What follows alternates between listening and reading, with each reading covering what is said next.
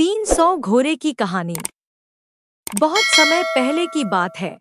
एक गरीब किसान था जो अपनी गाय से बहुत प्रेम करता था।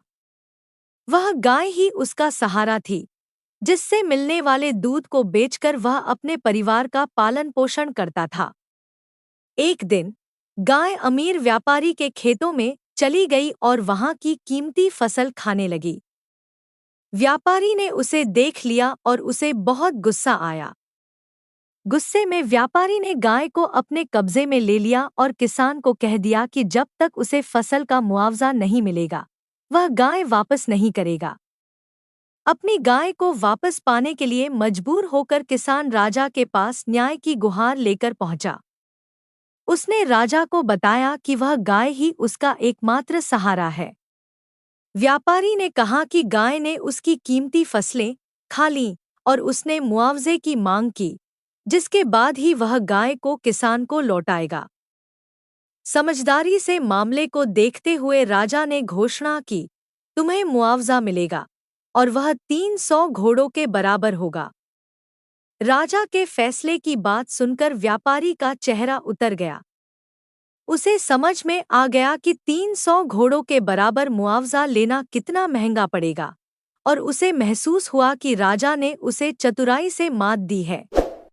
अपनी हार मानते हुए व्यापारी ने किसान को उसकी गाय लौटा दी और राजा की बुद्धिमानी ने बिना किसी सजा के न्याय कर दिया।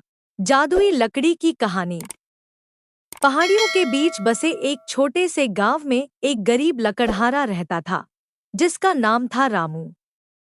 हर दिन वह जंगल में लकड़ी इकट्ठा करने जाता था और अपने परिवार के लिए बेहतर जीवन का सपना देखता था।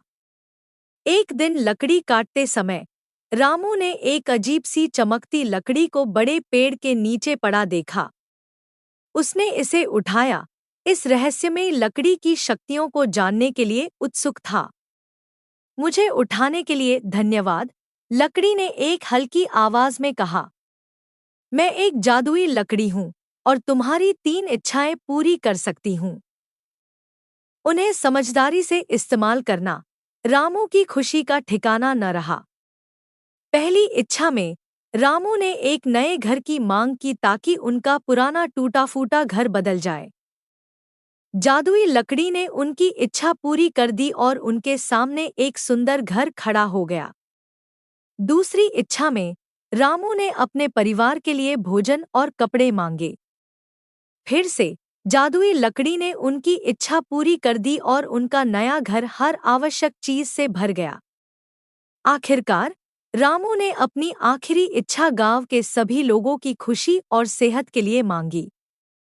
उस दिन से पूरा गांव समृद्ध हो गया और खुशियों से भर गया।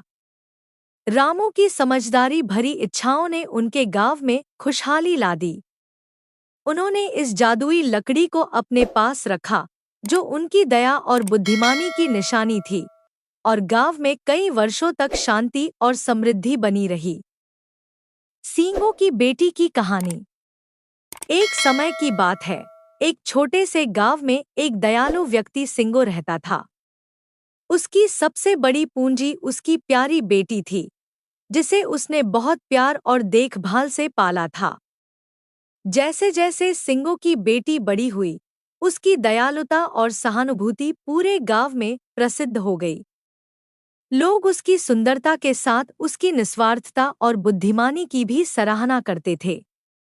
कई युवक आए उसकी शादी का प्रस्ताव लेकर, लेकिन सिंगो की बेटी किसी ऐसे व्यक्ति की तलाश में थी जो उसके जैसे मूल्यों को मानता हो, दया, विनम्रता और ईमानदारी। एक दिन गांव में एक युवक आया। वह अपने मेहनत और नेक दिल के लिए जाना जाता था। सिंगो की बेटी ने महसूस किया कि शायद वही उसका सच्चा साथी हो सकता है। अपनी बेटी की आंखों में खुशी देखकर और युवक की ईमानदारी को जानकर सिंगो ने अपना आशीर्वाद दिया, और गांव ने इस मिलन का प्यार और हर्षोल्लास से स्वागत किया। साथ मिलकर वे अपनी उदारता के लिए प्रसिद्ध हो गए, जरूरतमंदों की मदद करते हुए सिंगो की दयालुता और सहानुभूति की विरासत को आगे बढ़ाते रहे।